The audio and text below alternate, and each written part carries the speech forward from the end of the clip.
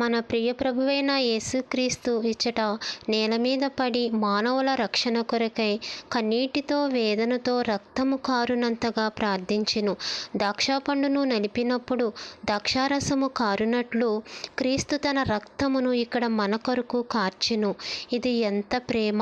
ఆ రక్తము ద్వారా ఈ దినము మనము పాపక్షమాపణ, మోక్షప్రాప్తి ఉంది. హల్లెలూయా. ఆ రాత్రి ఆ తోటలో యూదా ఇస్కరియోతు ముద్దు పెట్టుకుని యేసును అప్పగించును. తరువాత ఆయన అవమానపరచబడి, కొట్టబడి, ముళ్ళ కిరీటము నెత్తిన పెట్టబడి, ఊదారంగు వస్త్రము ధరింపచేయబడును. నిర్దోషి అయిన ఆ ప్రభువుని ఒక దోషిగా అన్యాయపు తీర్పు తీర్చుటకు గబదా అను స్థలమునకు తిరిగి వచ్చిరి. ఇదే మనం ధ్యానించబోయే రెండవ స్థలము.